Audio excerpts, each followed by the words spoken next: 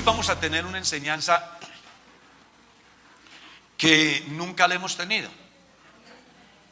Y vamos a hablar de una doctrina de la iglesia que casi nunca se trata, y hoy vamos a hablar de ella. Está relacionada con el divorcio. Por eso la doctrina del divorcio la vamos a tratar hoy aquí. Y para ello vamos a hacer uso del capítulo 24 del libro del Deuteronomio. Amén. Vamos a leer el versículo 1 y 2. Si usted tiene su Biblia allá en su casa, hermano, ábrala. Capítulo 24, verso 1 y 2. ¿Ya encontraron Deuteronomio 24? ¿Cómo dice?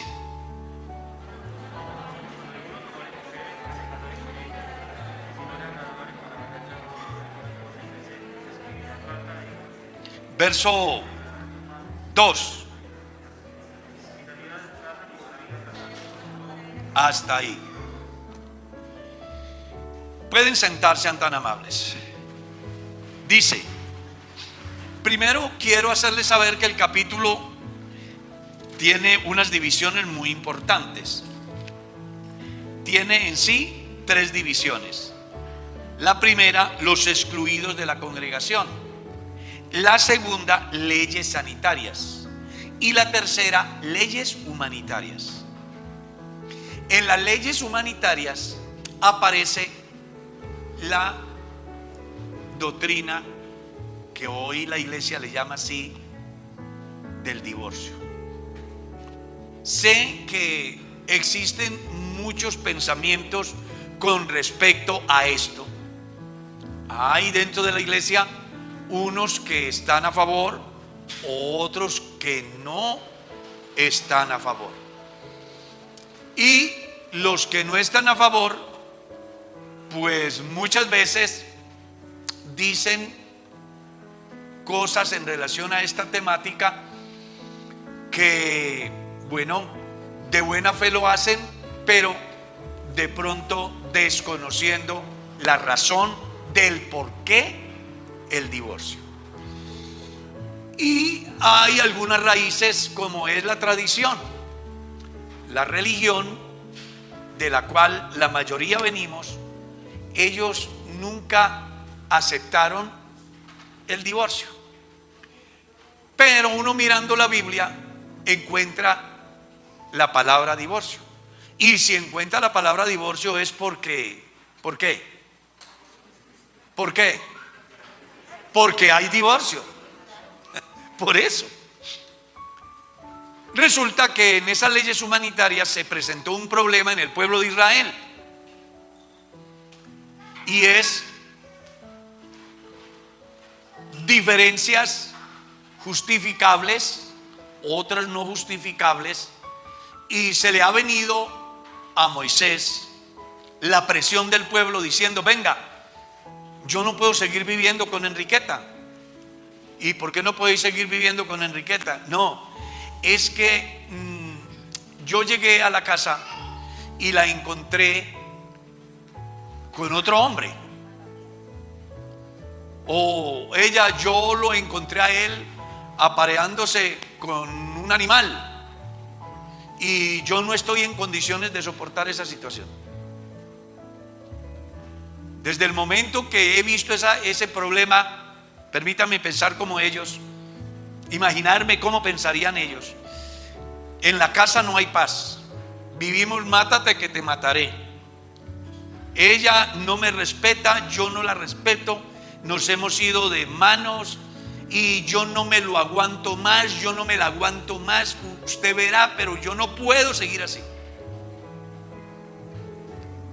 O sea, el divorcio en el pueblo de Israel surgió como resultado de una causa, que era hallar algo indecente en ella o en él. Algo indecente. Entonces, Moisés, ante esa problemática, pues tiene que buscar salidas. Un líder tiene que buscarle salida. La historia reciente de Colombia dice que cuando el conflicto se agudizó, aunque habían muchos que no estaban de acuerdo que se llamara conflicto, el líder de turno dijo: hay que darles estatus para buscarle una solución. Solución que fue peor que la enfermedad, pero al final trató de buscar una solución. No es ajeno a la situación aquí.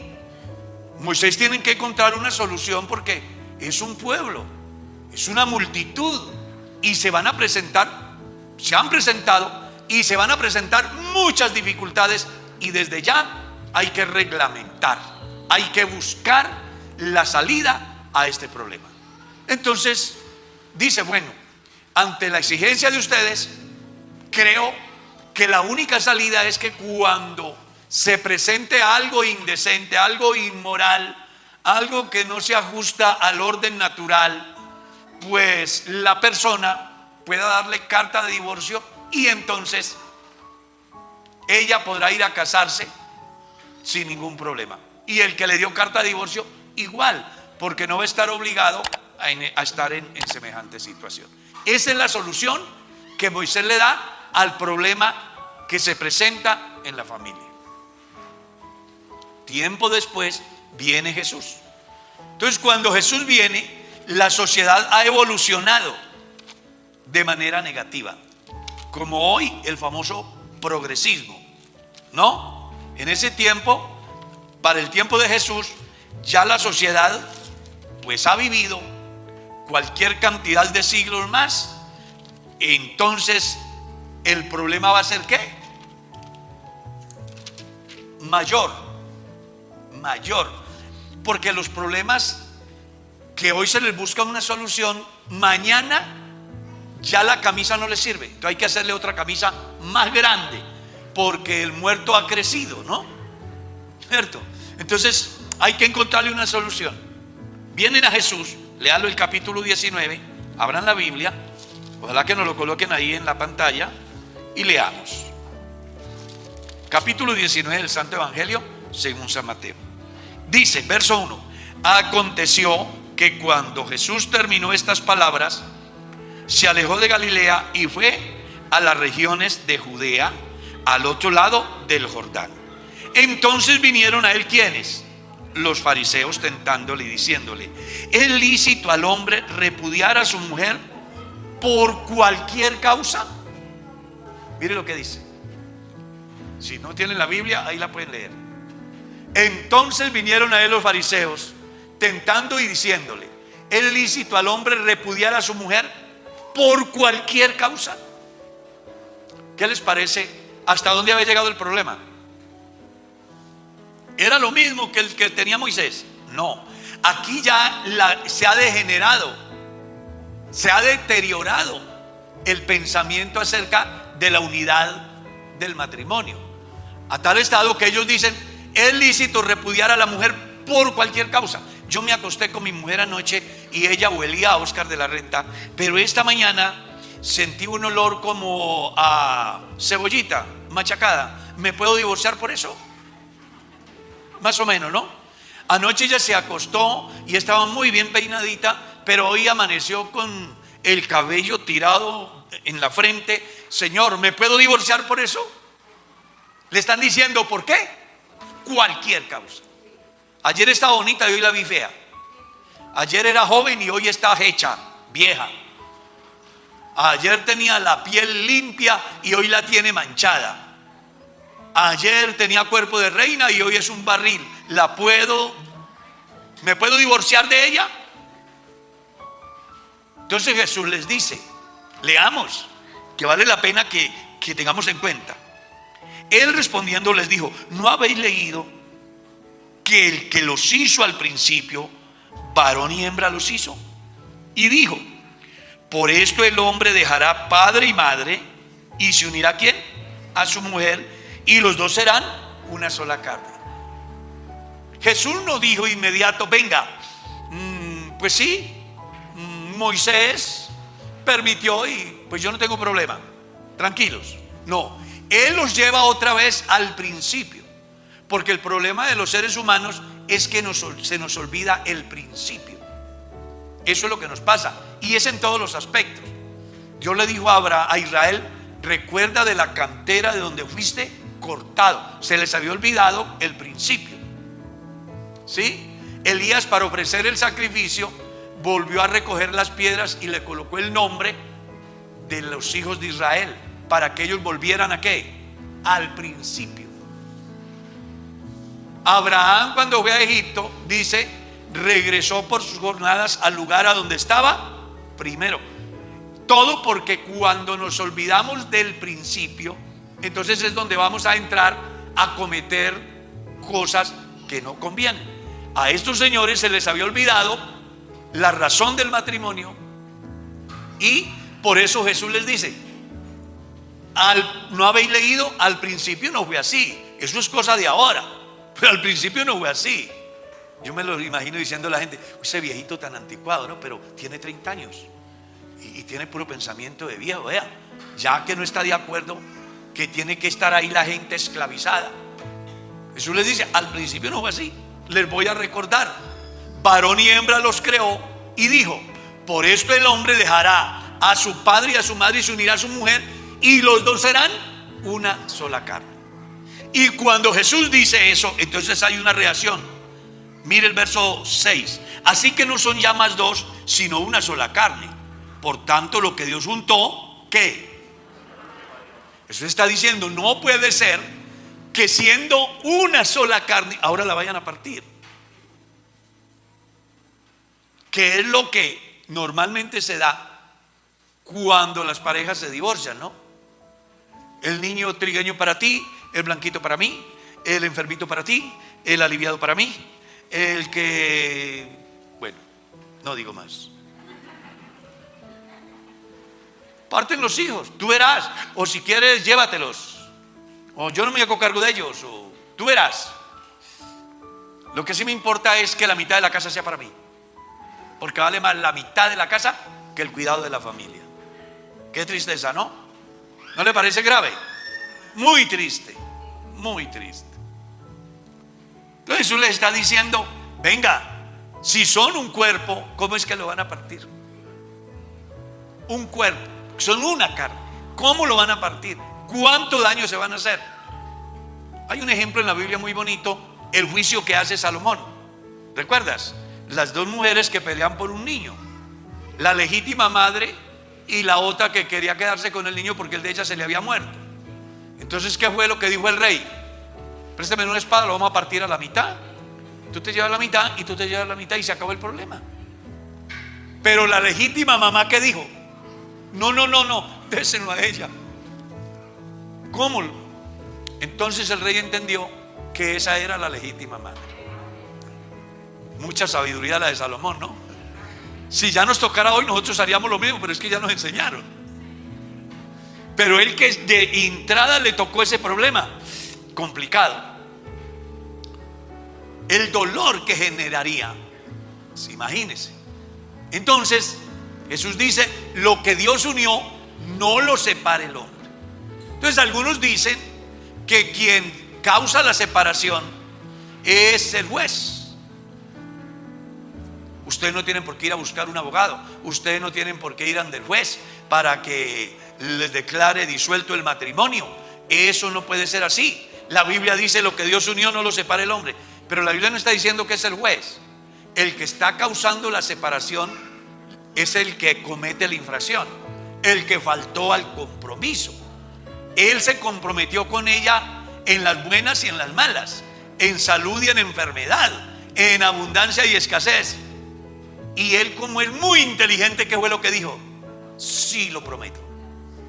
Y ella, como se le derrama la sabiduría, acepta a Fulano como esposo para amarlo en todo momento, en todo lo que la vida da y todo lo que la vida quita, y renunciando a los demás, te consagrarás para él solamente mientras los dos vivan. Y como ella es muy inteligente, ¿qué fue lo que dijo? Que sí. Pero la mamá le dijo durante todo el periodo: no te cases, ese muchacho no te conviene, esa muchacha no te conviene. ¿Cómo se le ocurre? Mira, ay mamá, es que ustedes simplemente es que no lo quieren, pero él va a cambiar, ella va a cambiar. Yo sé, mira que es muy joven para ti. No, pues yo la ayudo a criar.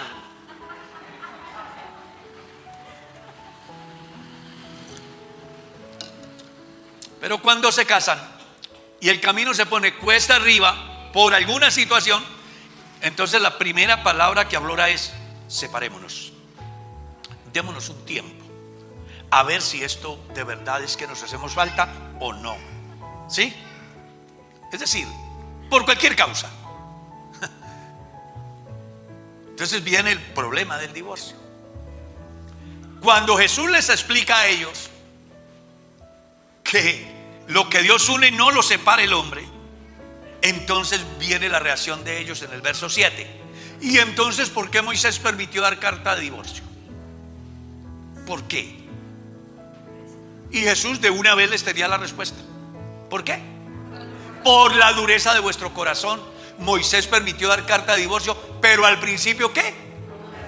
No fue así. Los lleva otra vez ¿a dónde? Al principio.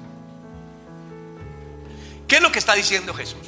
Por grave que sea el problema en el matrimonio, tiene solución. Si existe una cosita que se llama perdón. Yo como pastor he visto más de una vez situaciones delicadísimas de parejas que han tenido problemas muy serios, pero ese hombre o esa mujer ha tenido el carácter cristiano suficiente como para decir: yo le perdono, yo la perdono, yo lo perdono. Y a pesar de lo grave que fue la situación, ahí está esa pareja contenta, tienen hijos, están felices, Dios los ha bendecido. ¿Qué hicieron ellos? Enterraron ese pasado y arrancaron de ceros. Y ahí está el matrimonio. Esa es la finalidad con la cual Jesús busca que las personas no se separen. Pero ante la presión, entonces Jesús les dice: venga, es muy sencillo. Como usted no es capaz de perdonarle a su mujer, ni ella es capaz de perdonarle a usted, porque son duros de corazón, entonces existe solamente una salvedad para que se pueda divorciar. ¿Cuál es, Señor? La fornicación. Si es un matrimonio y ella se va con otro o él se va con otra, a eso no se le llama fornicación, se le llama ¿cómo? ¿Por qué Jesús habló de la palabra fornicación? ¿Y por qué Pablo la lleva más allá en el capítulo 7, verso 1 de la primera carta a los Corintios? En cuanto a las cosas que me escribisteis, bueno le sería al hombre no tocar mujer, pero a causa de las ¿qué? Plural, fornicaciones. Porque la palabra fornicación ahí está relacionada con una palabra griega que es porneía, que equivale a todos los pecados sexuales que un hombre o una mujer pueda cometer. Entonces ahí está que el adulterio, está la zoofilia, está la pedrastía, está el sexo con plantas, con el sexo con alimentos. Ahí ya están los pansexuales y están los trisexuales. Los pansexuales que satisfacen sus necesidades con un pan, y los trisexuales que se van para el campo y quieren tener sexo con las plantas, y los que tienen sexo con los muertos. Y bueno, hay más de 120 prácticas sexuales que están en contra del matrimonio, porque no se hacen en el matrimonio. Están los bisexuales, están los homosexuales, están un sinnúmero de prácticas. Entonces Jesús dice: cuando se presente un problema de esos y la persona no está en condiciones de perdonar y el otro no está en condiciones de arrepentirse, pues no se puede obligar a la persona, que aquí llamaremos inocente, a soportar semejante problema. Así que Moisés tuvo el problema y le buscó una salida. Cuando viene Jesús, se le presenta el problema y da una salida. Cuando en Colombia la iglesia era pequeña, no había ese problema. Pero ahora la iglesia ha crecido enormemente y ha venido el problema. Entonces la iglesia, ¿qué tiene que hacer? Buscar una salida. Entonces la iglesia ha dicho: venga, si Moisés tuvo el problema y le buscó una salida, Jesús se le presentó el problema y buscó una salida, pues nosotros tenemos que buscarle una salida al problema. Algún día me ha visitado a mi oficina un hombre para decirme que no estaba de acuerdo con la iglesia nuestra, porque en nuestra iglesia se manejaba el recasamiento, que aquí recasábamos la gente. Le dije: ¿cómo ha sido? Sí, ustedes permiten el divorcio y que la gente vuelva y se case. Le dije: venga, primero, la palabra recasamiento no existe en la Biblia, ni existe en la legislación colombiana. En la iglesia existe matrimonio, eso es lo que existe. Pero que las personas se divorcian y vuelven y se casan. Le dije: pero lo coloqué y le dije: venga, usted tiene 25 años. Resulta que usted se casa convencido de que su hogar va a funcionar a las mil maravillas. Pero sucede que se casa y al año o a los 2 años encuentra a su mujer apareándose con un animal. ¿Usted qué hace? ¿Lo aplaude o le desagrada? ¿Querrá seguir viviendo con ella o no? O suponga que llega a la casa y encuentra a su mujer con otra mujer. ¿Usted le agradaría mucho? ¿Estaría de acuerdo en seguir ahí? ¿O la encuentra con otro hombre? ¿Usted qué? No, pues ¿cómo se le ocurre? Y le dije: bueno, y entonces, ¿lo condenamos a usted a que siga soltero toda la vida, expuesto a cualquier cantidad de situaciones, cuando la Biblia dice que existe una salida? Lo ubiqué en el lugar del afectado, y cuando él se metió en el cuento del afectado, dijo: ahora entiendo. Porque es que la gente casi siempre habla según la condición en que está. Yo era pastor en Trujillo Valle en el 80, 81, y había un hermano soltero que condenaba a todos los que planificaban. ¿Dónde está la fe?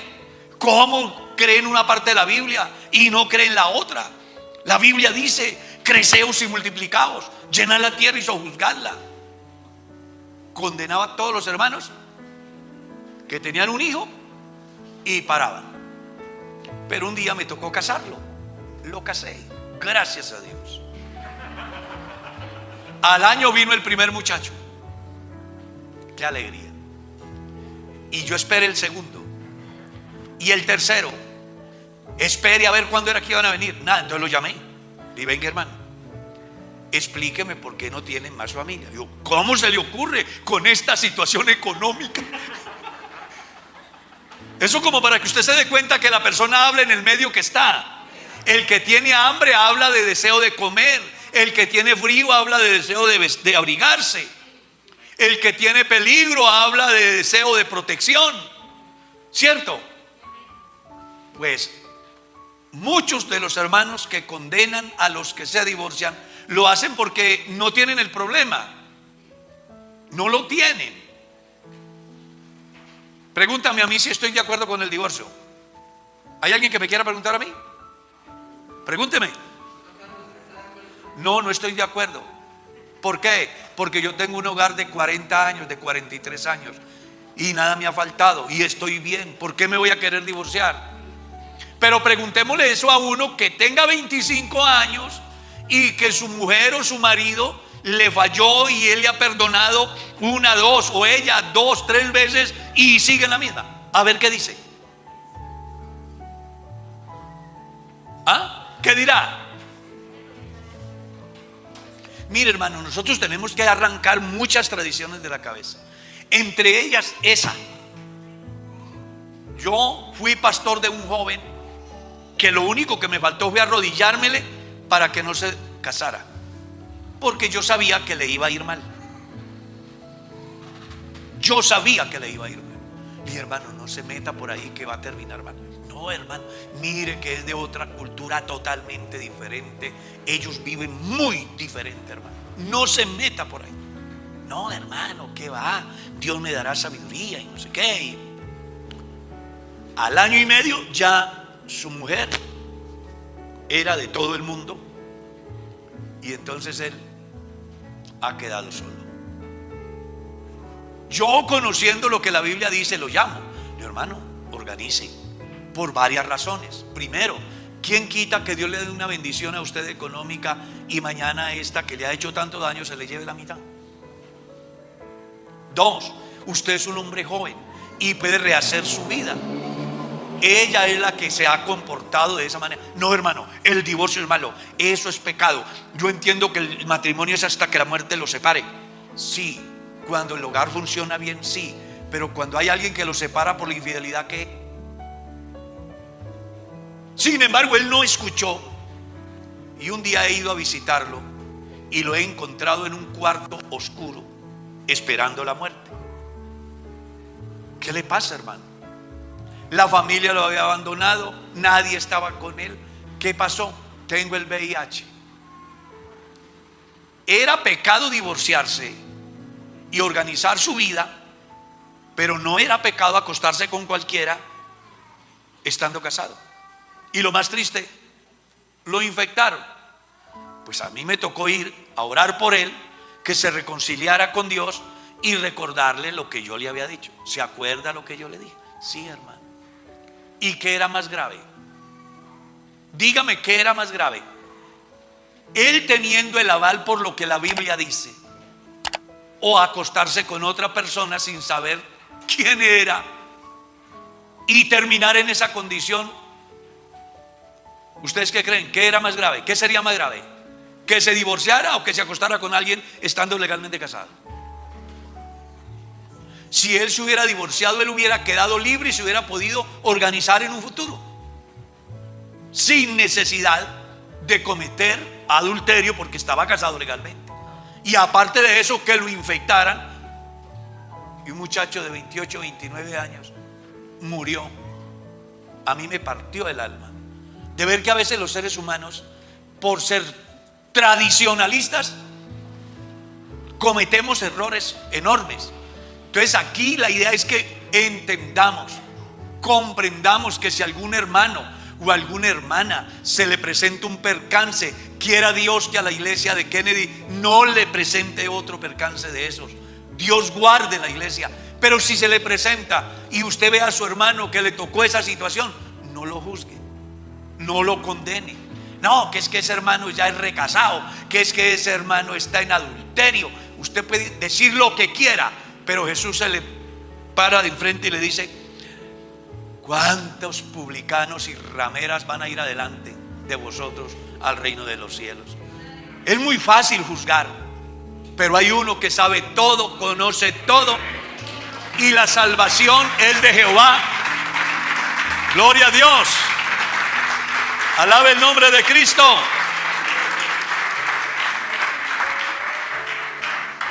Entonces, Moisés tuvo el problema, a Jesús se le presentó, él dio una salida.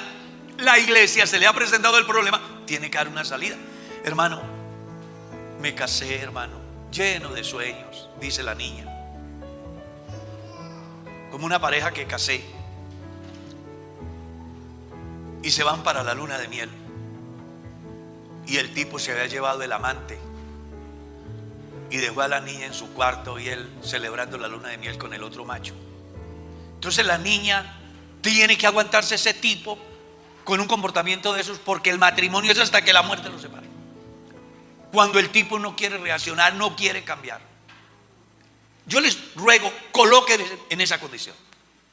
Si usted logra colocarse en esa situación, no se le volverá a ocurrir a juzgar a nadie. ¿Qué dicen ustedes? Entonces viene la niña y me dice: hermano, mire lo que me pasó. ¿Qué cree usted que yo debía decirle? No, hermana, usted ya se casó, tiene que apuntárselo, pase lo que pase, él es su marido. ¿Cree que eso sería justo? Yo quiero escuchar a alguien que me diga que es justo. Entonces, ¿qué hace la iglesia? Tenemos que encontrarle una salida. Entonces, ¿cuál es la salida? Dos razones por las cuales la iglesia no divorcia. Es bueno que también quede claro eso. La iglesia no divorcia. La iglesia simplemente lo que hace es emitir un concepto acerca de quién es el culpable y quién es el inocente. Entonces, ¿qué es lo que la iglesia ha dicho? Vamos a establecer tribunales y adicional una red de familia profesionales que puedan ayudar a esas parejas que tienen problemas, porque puede darse que a través del diálogo se encuentre una solución, y de hecho se han encontrado. Entonces solo hay dos causales por los cuales la iglesia emite un concepto favorable o desfavorable, y es cuando hay abandono de hogar o cuando existe ese aspecto llamado fornicación. Sebastián se casó y un día cualquiera llegó a la casa y no está su mujer. Él se da cuenta que está donde los papás, un ejemplo. Se va a buscarla y a rogarle que se vuelva. Ella dice: yo con usted no vuelvo a vivir. No ha existido ningún problema entre los dos, pero ella no quiere vivir. O como un caso que manejamos nosotros, de una mujer que se ha casado, un hombre se ha casado con una mujer lleno de ilusiones, y a los 5 años viene el hermano y dice: hermano, yo necesito que me ayuden. ¿Qué le pasó? Hace 5 años me casé con mi mujer y no he podido consumar mi matrimonio con ella. A los 5 años la niña todavía estaba virgen y el tipo no podía acceder a ella porque la mamá le había enseñado a ella que los hombres eran terribles. Condenamos a ese hermano a que siga en esa situación. ¿Qué dicen ustedes? Entonces la iglesia dice: si la mujer de Sebastián se fue y no volvió y él la ha buscado, pues Sebastián es un muchacho, ¿cómo va a seguir solo? La culpable es ella, porque ella se fue y lo dejó sin ninguna razón, o fue que se fue con otro, o por lo que sea, pero lo abandonó, y aunque él quiere, ella no ha querido. La iglesia dice: hay que darle una salida. ¿Cuál es la salida? La red de familia. Los reúnen, hablan con ellos, buscan a ver en qué es que está la falla. El tribunal eclesiástico entra igualmente, y si ve que no hay solución, entonces el tribunal eclesiástico lo que dice es: hombre, después de todos los testigos y el trabajo que se ha hecho, se llega a la conclusión que realmente Sebastián está en la iglesia, es un muchacho fiel, se ha guardado en Dios. Ella fue la que se fue, no quiere volver. ¿Cómo vamos a condenar a ese muchacho a que siga solo toda la vida? A arriesgarse. No, hay que emitir un concepto favorable. Y cuando se emite ese concepto favorable, lo que va a decir es que él podrá divorciarse, enamorarse, volverse a casar, le celebrarán ceremonia en la iglesia, no perderá ninguno de sus derechos como cristiano dentro de la iglesia. A lo único que no podrá acceder dentro de la iglesia es a ser pastor, pero el resto él podrá ser presidente de evangelismo, presidente de misiones, director de escuela dominical e inclusive diácono, porque él no fue el culpable. Suponga que sea diferente, que sea él el que se va y ella es la que se comporta como toda una niña cristiana. Pues la iglesia tiene que encontrarle esa salida. No puede condenarlo a él o a ella cuando está comenzando a vivir su vida. Sería algo así como pensar igual a los señores del oriente, que si la mujer queda viuda de 18 años, la llevan a un destierro y le encierran allá y tiene que quedarse toda la vida sin volver a pensar en hacer su vida. Nosotros no somos talibanes, somos cristianos, somos hijos de Dios. ¿Cuántos son hijos de Dios aquí? A ver, uno que alabe a Dios.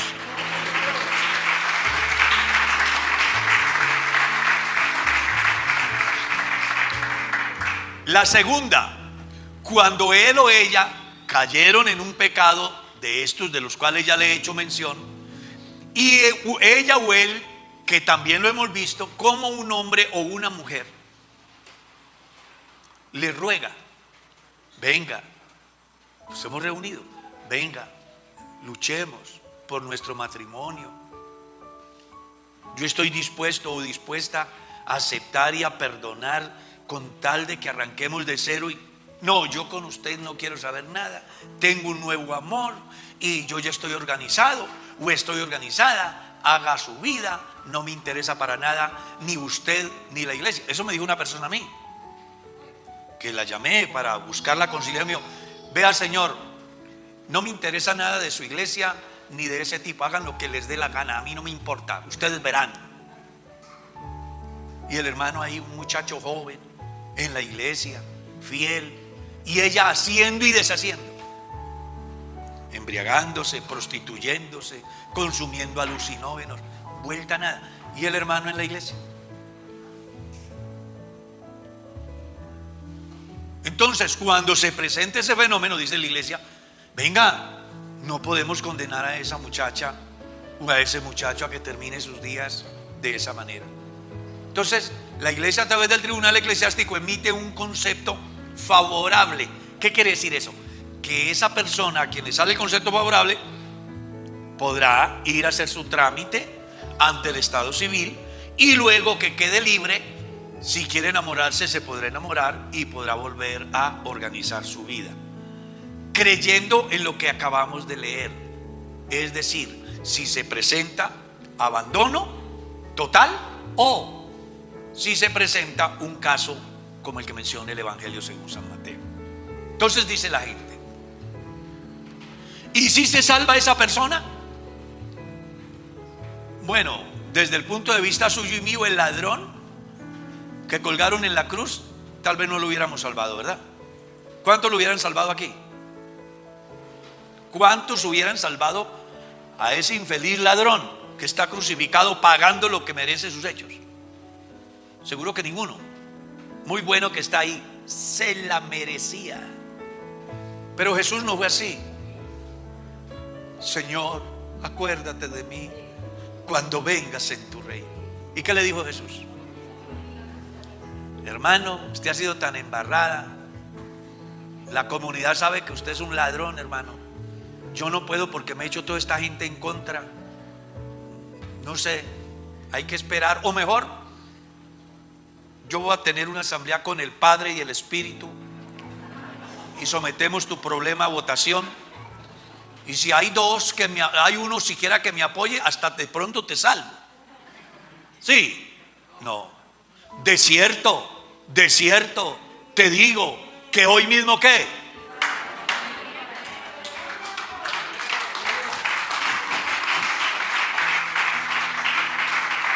Gloria a Dios. Alaben el nombre del Señor, hermanos.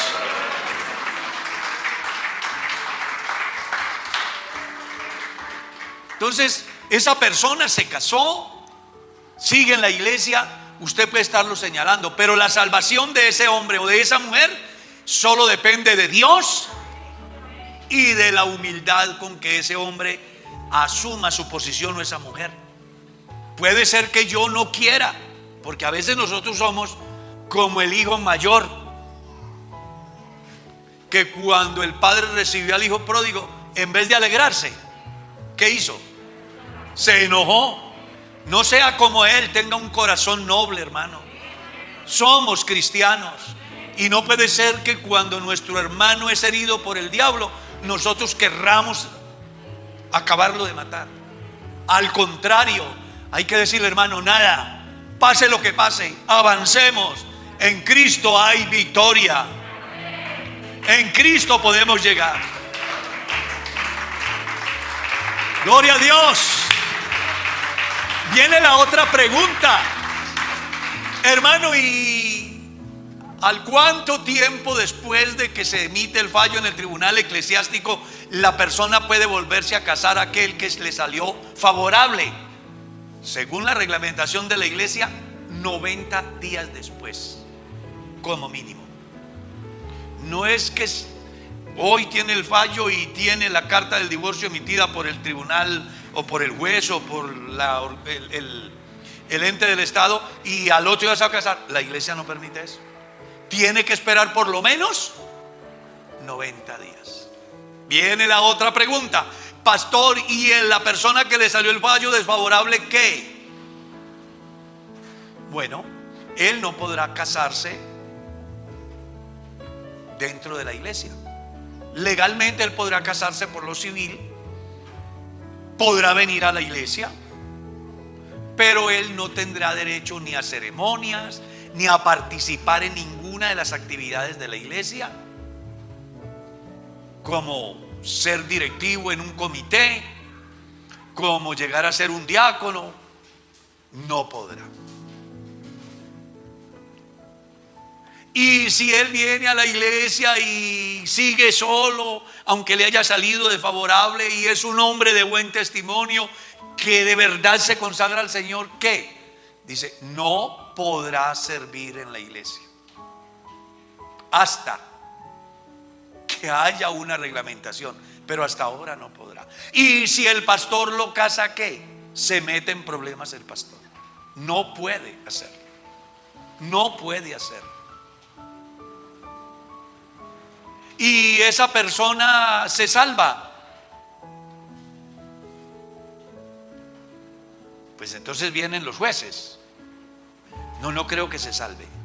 No, si él es solo y se queda solo y es fiel en la iglesia, él no va a tener ningún problema.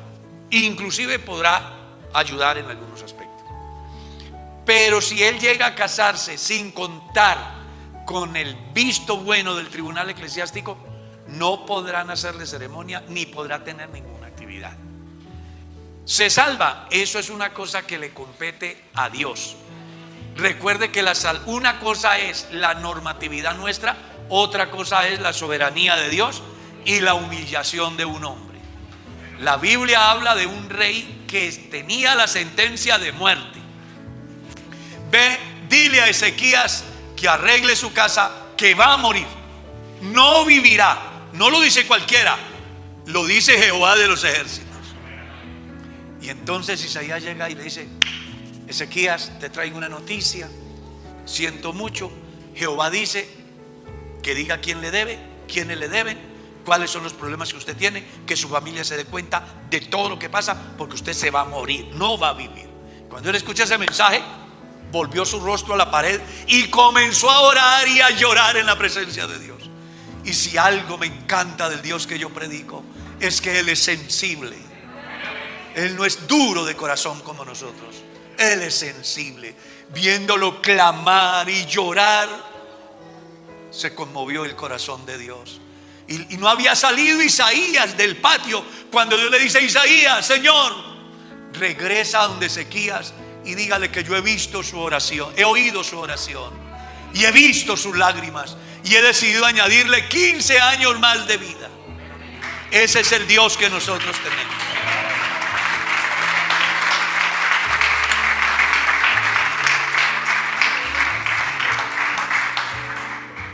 Esta reflexión, lo que busco con ella es que nosotros maduremos como cristianos, que dejemos de juzgar a los demás, que nos preocupemos por nuestra propia salvación, que en vez de juzgar y condenar, busquemos que la gente sea salva. En vez de decir que está, que cometió, que se condenó, más bien vengamos a los pies de Jesús y digámosle: Dios, a mi hermano lo ha herido el diablo, pero tú fuiste levantado entre la tierra y el cielo para que todo el que te mire y cree en ti sea salvo. Por favor, escucha la oración de este penitente, de aquella, de él. Mira la situación. No le tengas en cuenta su pecado. Yo creo que si la iglesia maduramos como debemos de ser y dejamos de juzgar y de mordernos unos a otros, y más bien alamos todos hacia un mismo lado, aprendiendo a depender de las misericordias de Dios, hermano, lo que va a pasar en la iglesia será algo muy grande, muy maravilloso, porque Dios es bueno, lento para la ira y grande. Alabe el nombre de Cristo.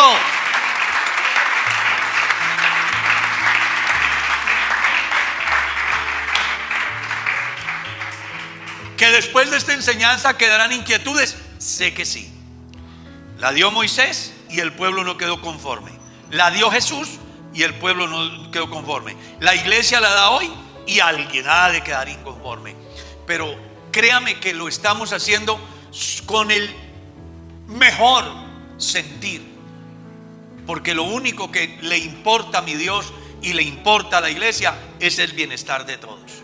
Y por eso es que la iglesia busca cada día implementar cosas que beneficien al creyente en relación a su conciencia.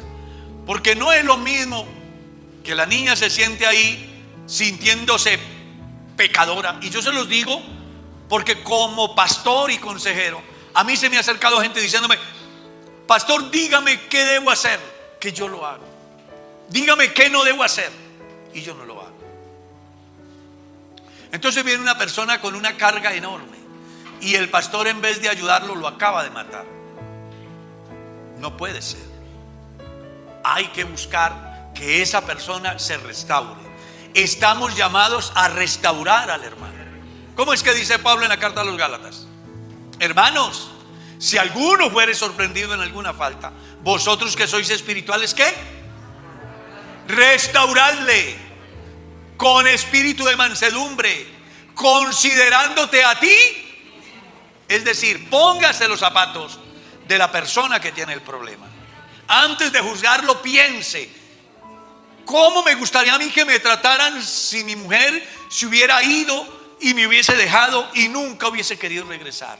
Me gustaría que me dijeran: está decidido que tienes que quedarte solo, más allá de que tengas 20, 30, 40 o 50 años, tienes que morirte solo, porque yo pienso así y porque usted hizo así y tiene que ser así. No, antes de decir eso, yo tengo que pensar: si yo tuviera ese problema, ¿cómo me gustaría a mí que me trataran? El día que yo me ponga los zapatos del otro, dejaré de hacer juicios, de condenar al hermano, de hablar mal de la iglesia. Algunos hablan mal por ahí porque simplemente no saben. Pero aquí estamos tratando de que ustedes aprendan a darse en cuenta cómo funciona la iglesia y por qué la iglesia hace lo que hace. ¿Estamos claros? Hay una alabanza para Dios. Entonces quiero motivarlos. Número uno, a que los que están casados sean fieles el uno al otro y por ningún motivo se presente la disolución de su matrimonio.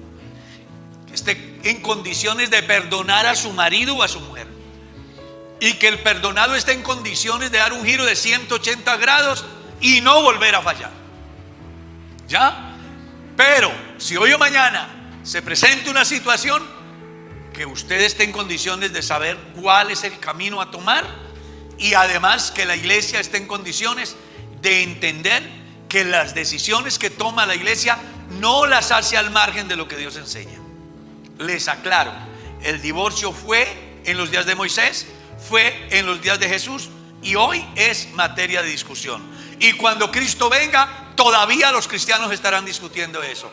Mientras tanto, a los que están unidos en matrimonio, mando no yo sino el Señor, que la mujer no se separe del marido, ni el marido se separe de la mujer. Que se soporten, que se toleren, que se perdonen, que sobrepongan por encima de todo aquello tan sagrado que es el vínculo por el cual fueron unidos en la presencia de Dios. Esa es mi oración y deseo. Pero si algo llega a faltar, acuérdense que también hay uno que es bueno, es misericordioso, se llama Dios, está aquí y sabe que lo que estamos haciendo es de buena conciencia. Por eso quiero terminar esta enseñanza haciendo una oración por las familias de la iglesia. Colóquense de pie, sean tan amables. Vamos a orar por cada familia para que no sean afectados por el problema que está azotando la humanidad hoy. Vamos a orar para que Dios los bendiga, los ayude, puedan salir adelante. Esa es nuestra oración y deseo. Pero si tu hermano tiene una dificultad, no lo juzgues, no lo condenes. Tú no eres juez, solo hay uno que tiene poder para hacerlo. Se llama Dios y está